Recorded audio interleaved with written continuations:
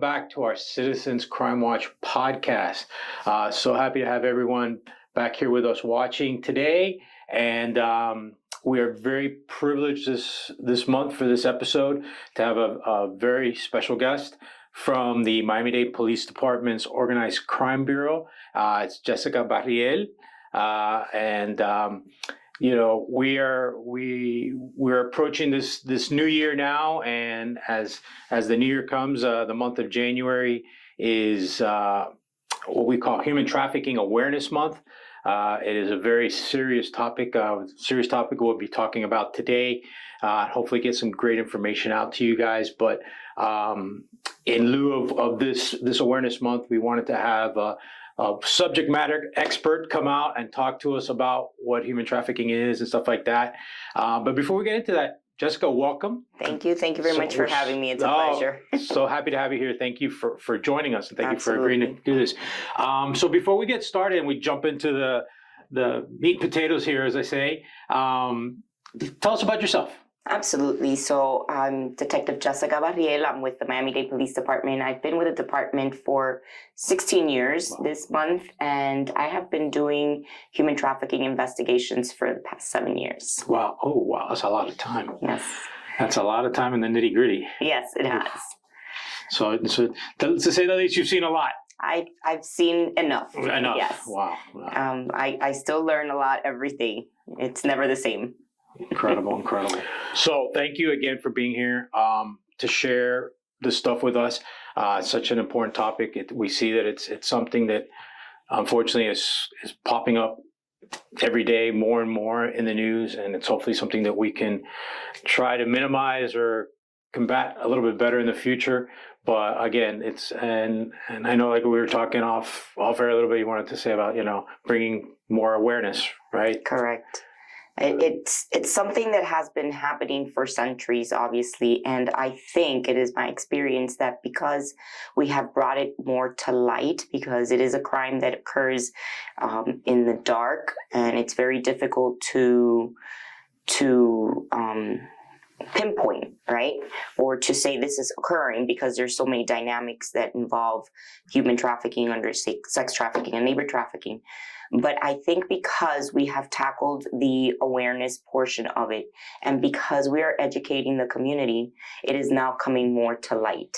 Thank you to social media, probably, right? Absolutely. I guarantee, yeah. It's like a double-edged sword. It is. It is a double-edged sword, and it's like in anything we do, in crime prevention, stuff like that. It's, we talk about it a lot more nowadays. Absolutely. Because social media puts it out there for us.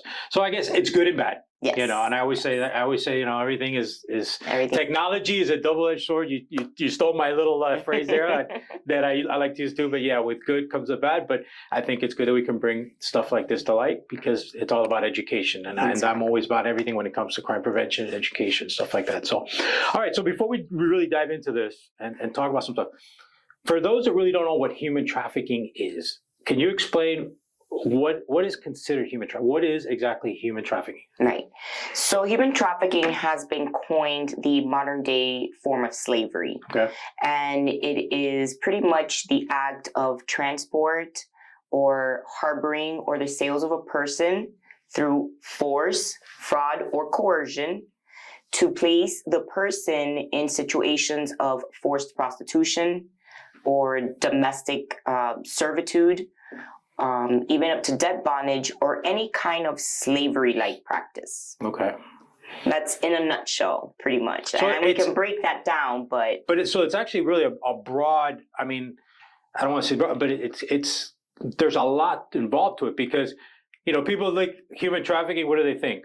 They think the movie, the girl taken into and sold into sex slavery. Correct. Which, yeah, it is a form of it, but that's not the only thing. That's Correct. the only thing that goes on. There's a lot more aspects to human trafficking than just that avenue of... Absolutely. And I always like to say, let's not negate that does occur.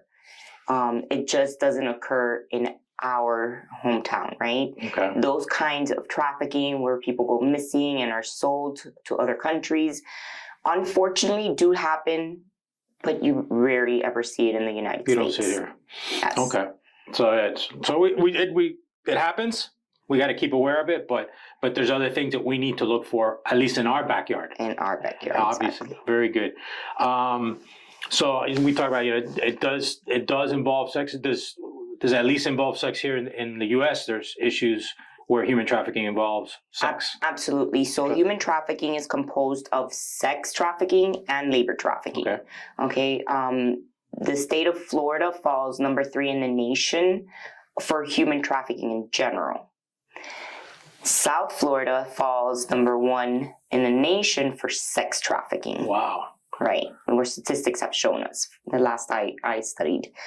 So it does involve a very large reported amount of cases of sex trafficking.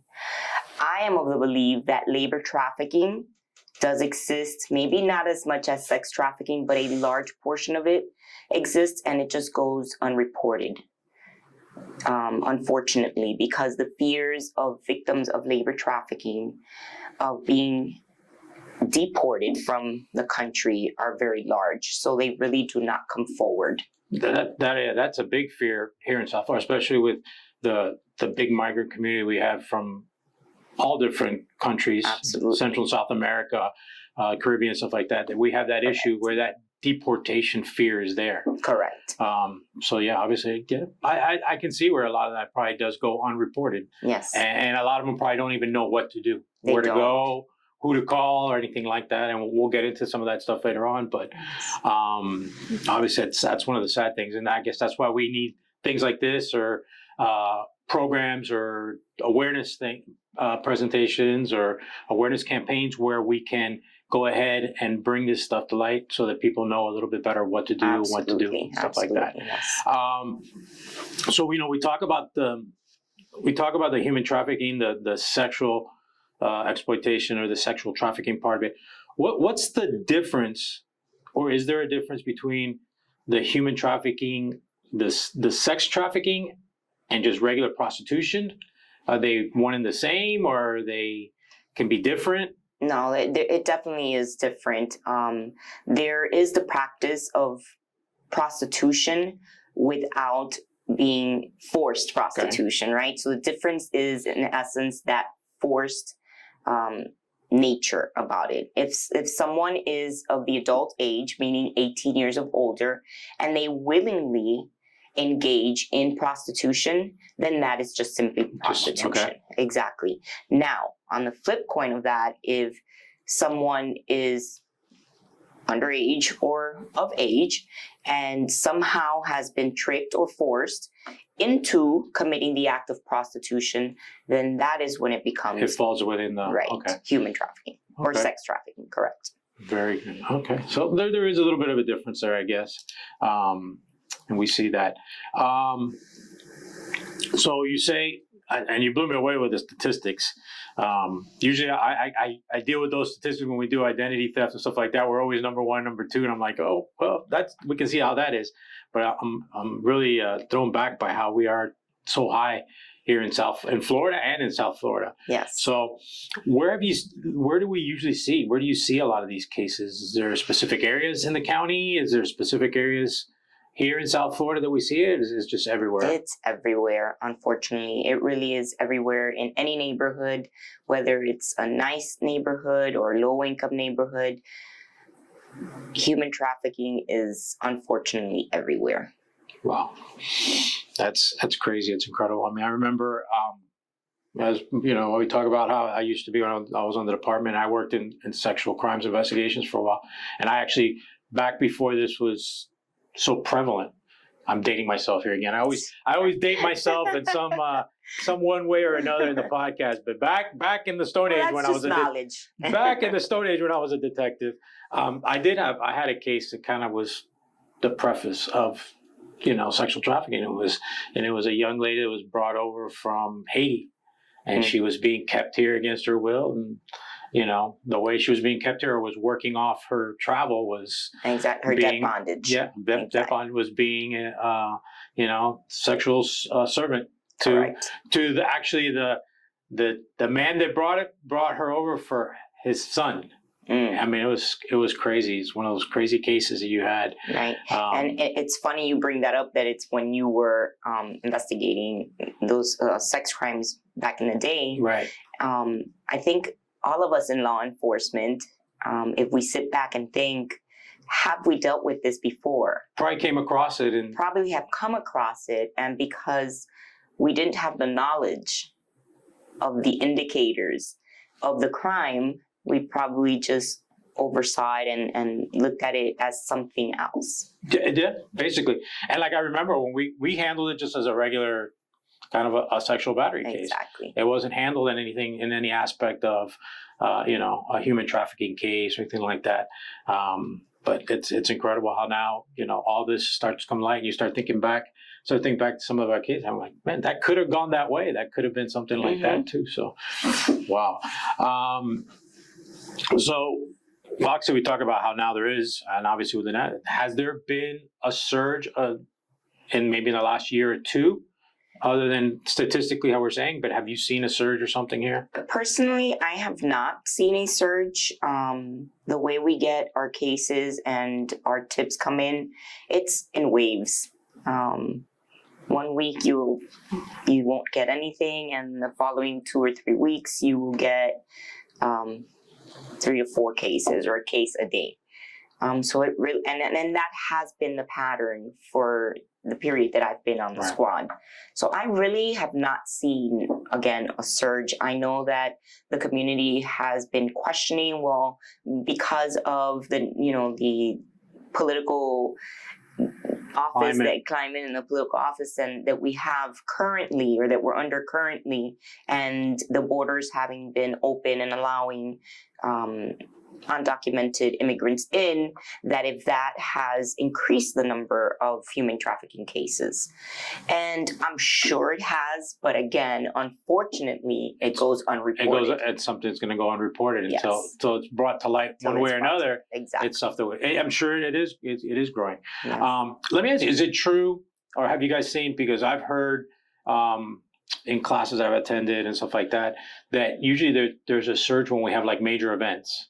Absolutely. Like when the Super Bowl's in town, or like big major events, things that are going on. So we're now that hosting the Formula One as well, like every year for the next 9 years, because we already hosted once before. Those events, while human trafficking and sex trafficking have always existed, they do increase because, unfortunately, traffickers, exploiters tend to know where the money is, and they follow it, and so they transport. Right? Like I told you in the definition, they'll transport the victim from other states or from abroad.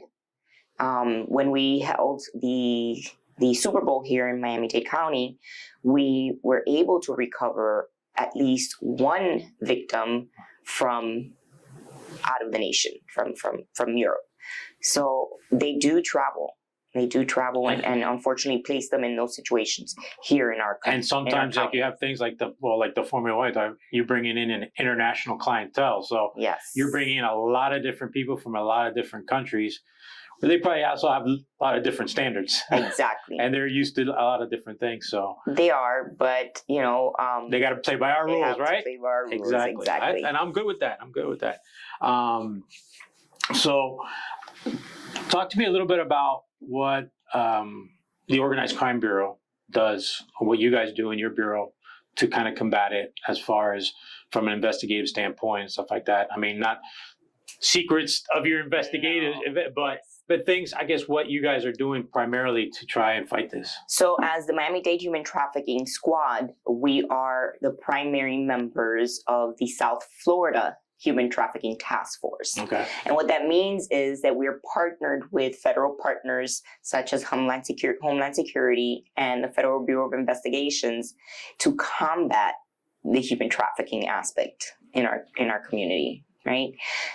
So we are now in our sixth, I believe, and I hope I'm not quoted on this, but I believe we're now going on our 6th year of being the primary members or the local law enforcement members of this task force. Okay.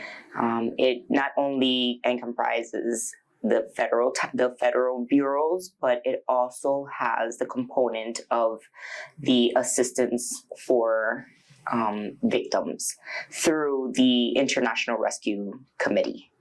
They provide all kinds of services for victims. Okay, very good. How long does a case usually take, maybe, to investigate? Like I said, every single case is Everything's different. Extremely unique. Aside from the basics, where we will, I guess, dive a little bit more into, which are the indicators of someone that, or how they've been lured or tricked or forced into that situation. But aside from that, every case is extremely unique. So a case can take me a month to a week, or it can be prolonged. Wow. Depending on the amount of victims that are involved, or even how many jurisdictions it's involved in. And that I can imagine that can be complicated. It can be complicated. And usually where there's one, there's more than. If there's at least one, there's more than one victim, because exactly. You see, or if not, maybe at the same time, but in the past, and at times we have had to dig deeper into the past to find victims of one particular trafficker. Very good. So I like something. I like one route that you were going, and that was going to be my next thought. You talked about grooming and how the victims are groomed and stuff like that. Talk to us a little bit. So how do these traffickers get these ladies, these women to? I ask myself that every day. It's hard. It's incredible that they have this power over these women, but they do. And how do they get? They do, and unfortunately, it occurs because it depends at what stage women or men. Because in reality, in today's age, we have victims that are also males. It just depends what stage mentally. Where are they in their life at that point? And traffickers are very good at eating their brains out, or sweet talking them, or whatever it is that they feel that they can kind of like hook this person into believing that they truly do care for them. So they work at it. It's not. Absolutely. It's not like they walk up to them and say, "Hey, come here. I'm going to start." They get into the psyche. They feed on what that victim needs. What that victim needs, and it doesn't necessarily have to be something valuable or monetarily. At the moment, it could be emotional. And that's when they really do hook the person, because when someone is emotionally lacking support or love, and they seek it, they very easily fall into the trap. And it's unfortunate, because nowadays we seem to be in this life where you have two working parents, because it's a hard time to get through. Yes. And you have a lot of working parents, a lot of kids at home. We teach and we talk internet safety and stuff like that. It's very important for parents to be involved, because if you're not involved in your kids' lives, there's going to be somebody out there that's going to want to be involved, and it's going to fill that void of that person, that kid looking for a parent, looking for some attention. A lot of times it could be something just giving that little bit of extra attention and stuff like that. Exactly. That's incredible. What are some of the telltale signs that we can maybe look for, that we can see someone? Like, I'll give you, like that case I had, it was one telltale sign was the neighbor called in because this young lady was bathing outside with a hose. Oh. So that's how we got called. The police got called to the house, and then they further investigated and stuff like that. So obviously something like that's plain in your face, something like that. But it could be also some other little simple things that like we may be overlooking. Right. And yes, at times there are situations where they're very blatant, that the common layman eye can see, like you said, and detect. But for the most part, it's very subtle. You'll have to look at all different kinds of behavior and couple them together or group them together to say something must be going on. But to the community in general, I always say, when you have that gut feeling, report it. It's better that you do than if you don't and it does turn out to be something. Always. We always talk about that. It's better. That's what we're here for. I still say we. Yes. That's why the police is still here for, because it's better that you, like you said, you report it and somebody looks into it, then you see it on the news a month later and go, oh man, that's that thing I saw and I thought was weird and I never said anything. Right. So for sex trafficking, if you believe that someone is possibly endangered or is stuck in a situation of sex trafficking, usually their demeanor and the behavior of the victim, of the person being exploited, changes. So if you're someone that is close to this person, you'll be able to tell the behavior change, the withdrawals. They start to alienate themselves from their group or their family or individuals that know them. And this is obviously all under the command and order of their traffickers.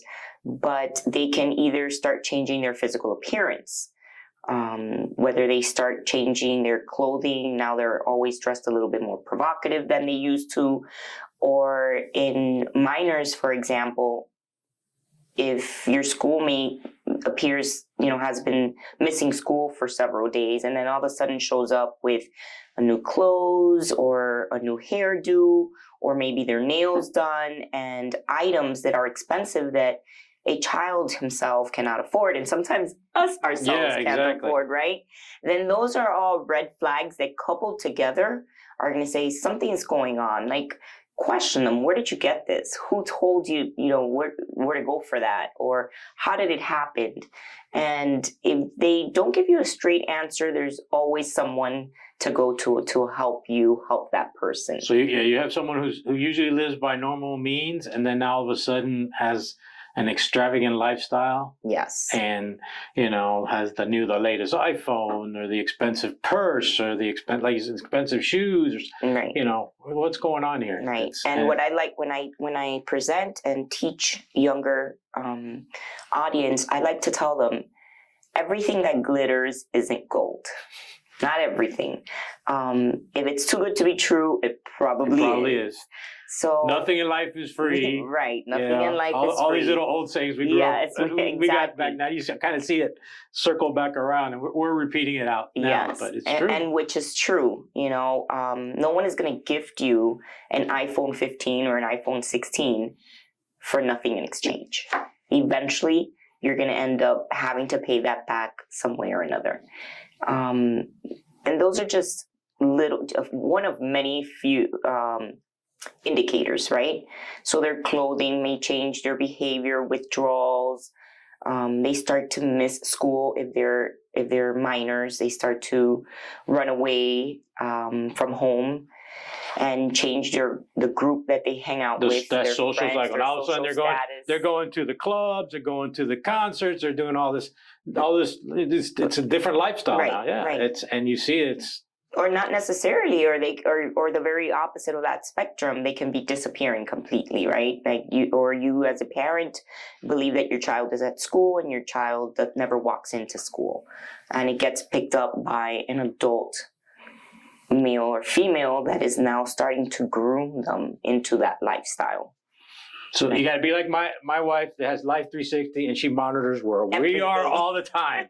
You're still at work. I thought you said you were leaving in 5 minutes. So you got to be the same with our kids. You got to make sure that they're still at school. They're still where they're telling you to be and stuff like that. But absolutely, you got to be what they call that helicopter parent.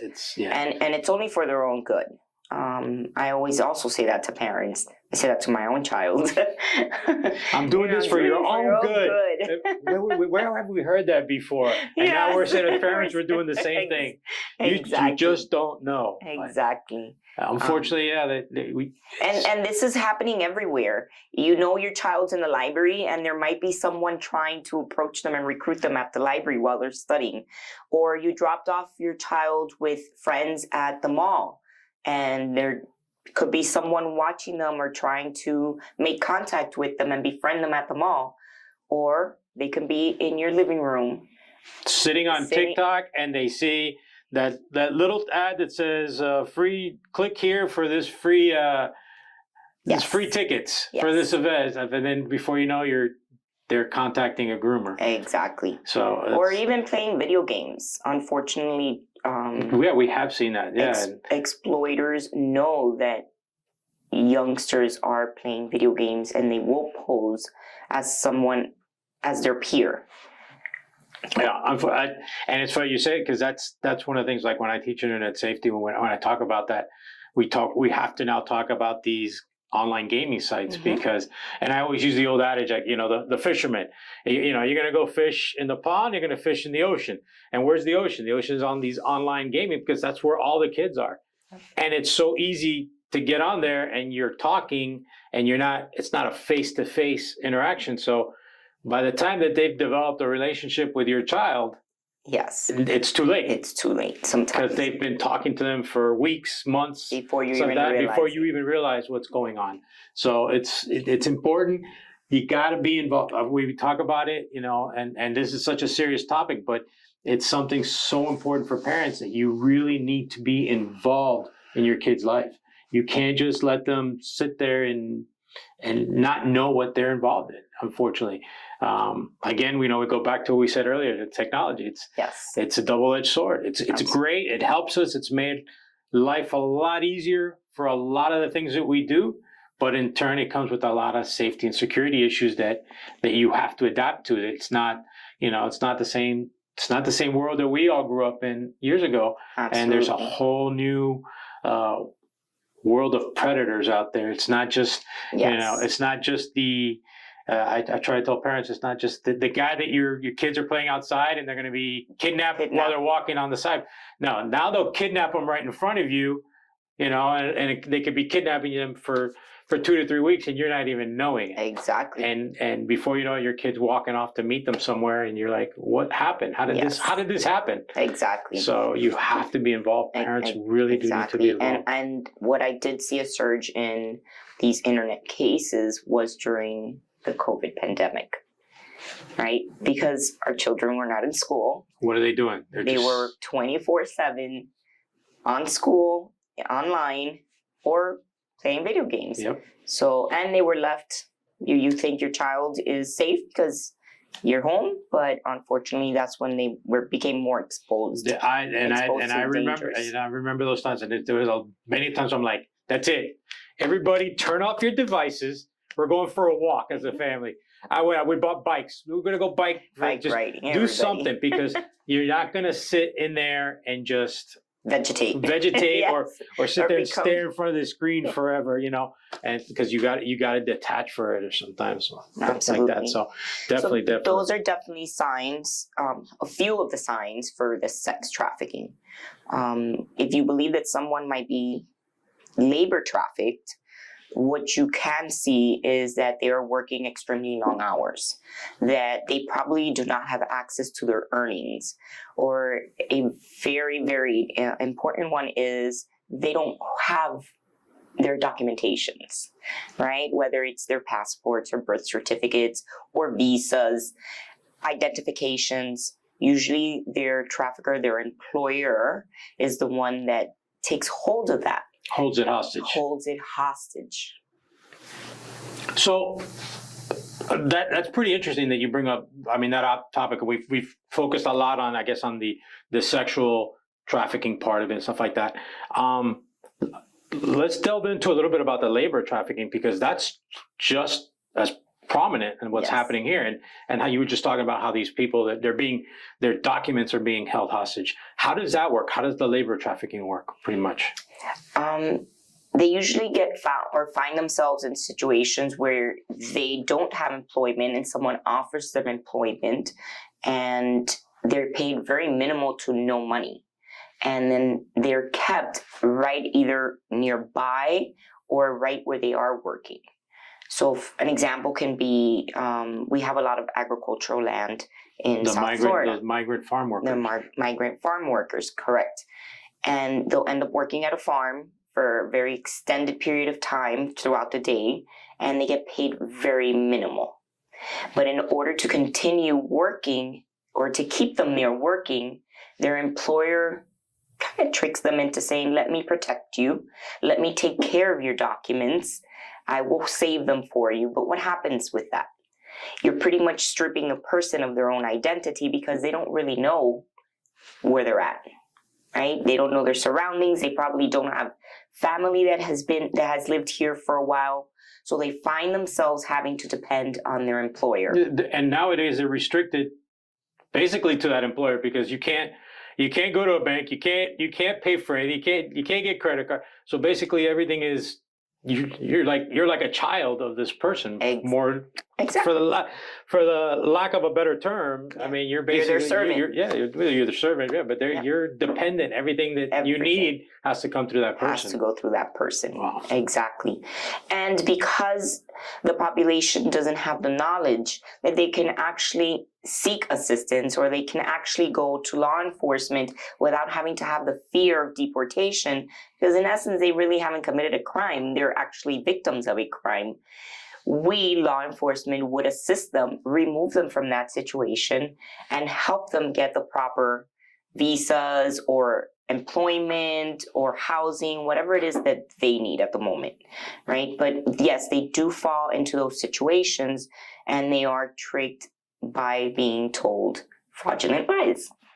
So that's something as citizens that we need to know, that recognize that is that maybe reporting something like that we see. Yes, is you're not going to be harming that person in the sense of police are not out there to grab them, send them back to their countries, or put them on the first boat out of here or nothing like that. We're here. You're here now. We're here to help. Exactly. And the end is for everybody's safety and security. So by reporting something like that you see is definitely you're doing good. You're not going to be hurting that person. Absolutely. One thing that you can do is draft a contract for your employment, right? Even if it's on a sheet of paper and it's handwritten. This is what I'm supposed to be doing. These are my duties. These are the hours and days that I'm working, and this is what I'm going to get paid. And have your employer sign it, and you sign it and date it. You and I have contracts, right? Yeah, we got to sign. We have to sign. You got to sign away. Yes, sign your life away there. Right. So that will help you and will back you up if you do fall into a situation like that. Always keep a hold of your own documents. I can't stress that enough. I really can't stress that enough. Yeah, you never want to give up your IDs and your passports and stuff like that. So that's what gets you anywhere. Right. That's how you move around. That's how you do any type of business, any type of things. You need your identification. Exactly. And for the outside person looking in, if you realize that someone has been working excessively long hours in our South Florida weather, which can be extremely hot and humid one moment, and 2 hours later is storming and raining, their clothing, the attire that they're wearing, are they protecting themselves from the elements, from the outside elements? All these little signs compiled together tell us, okay, something's going on. Do you have any clothing to go to work? Why are you wearing the same clothes every single day of the week? You're not protecting yourself from the elements. You're only eating once a day. What is going on, right? How about so like I've seen them out west because I live out west. You see those buses full of the migrants that go out to. I mean, are those something we should be calling and reporting maybe, or giving at least a heads up? You can, absolutely. For the most part, we have found that they're legitimate businesses. Some are legit. Some are and legitimate. they are, and we don't want to, knock the people that have that kind of legitimate business. But you also got to look in and make sure that someone's not being taken advantage. Exactly. Because and that's where we sometimes the bad guys like to mix in with the good guys, right, to get what they're doing done. Exactly. And so what is seen is the third party employment. So the owner of the farmland will subcontract a farm worker to subcontract other workers to come in and crop the land, or right, or pick their crops. But that third person is just trickling down to getting paid. Eventually, it works on the way down, and eventually, yes, everybody's trying to make a little bit more money, and they're doing it on the back of somebody else, unfortunately. Exactly. So that's something that we need to look out for and keep an eye out for. Interesting. Yeah, because I have heard of that. I've heard of those issues where, people are being held. I've heard of that in classes that I've taken, stuff like that. The people they say, "Oh, well, we'll bring you over. We'll bring you over for $5,000." Yep. When they get and here. then when you get here, they're like, "Okay, yeah, it was $5,000 to bring you over, but now you owe me another $10,000 exactly to be free." Mm-hmm. And like you said, they hold on to their documents and stuff until you work off those $10,000. And in all honesty, you're probably getting paid $20 a day. And then you got to pay that, and you got to pay food and board, room and board. So by the time you work, you're getting $2-3, right? And then you got to pay them. And then you have to pay them, exactly. So by the end, you're always in the negative. Yes, unfortunately. And unfortunately, we do have a large population in our community that live day to day like this because they have the fear of coming forward. Right. And that's probably one of the biggest things that we see. I've seen is that fear. It's just that fear of not having to go back to where they came from, unfortunately. Yeah. But that's why, as we need to educate, and we need to be out there, and we need to help these people and try to show them that there are solutions for them. There are ways that they can kind of dig themselves out of these problems and stuff like that. Yes. So resources. What kind of is there? Where can these people look for help? How can someone report it if they do suspect human trafficking? Is there any websites they can go to, any numbers they can call, or anything like that? Absolutely. So there's the National Human Trafficking Hotline, which is called POLARIS. And that number is, I like to think of it this way because it's easy to remember. So it's 1-888-3737-888. Okay. And we'll put that because my memory is not as good as it used to be either. But we'll put that in the link for you there, so you remember it. And you can call there yourself if you feel that you are in a situation where you need help getting out of, or you can call in anonymously for someone else. But those are definitely one of the avenues to get someone help and the resources. You can also go onto the Miami-Dade Police Department Human Trafficking page. There is a form on that page where you can fill out to report possible human trafficking in our jurisdiction. Like I said earlier, through our partners, through our International Rescue Committee partners that they have been for centuries assisting victims throughout the nation, they have the funds, the ability, and the resources to provide to any victim, whether it's minimal assistance or long-term. And with that also comes the legal representation that a labor trafficking victim might need for immigration purposes, right? Education and housing and clothing and food or whatever it is and they need. I'm sure there's tons of nonprofits out there that are set up to provide this type of assistance. I'm sure you can find that on the website. Yes. So the South Florida Human Trafficking Task Force has, I believe, over 350 members comprised of community members and nonprofit organizations that also help and assist the task force. Okay, wow. So the resources are there. The resources are there, yes. Use them. You can also call Crime Stoppers. Don't forget that. You can report that, and you can be anonymous there.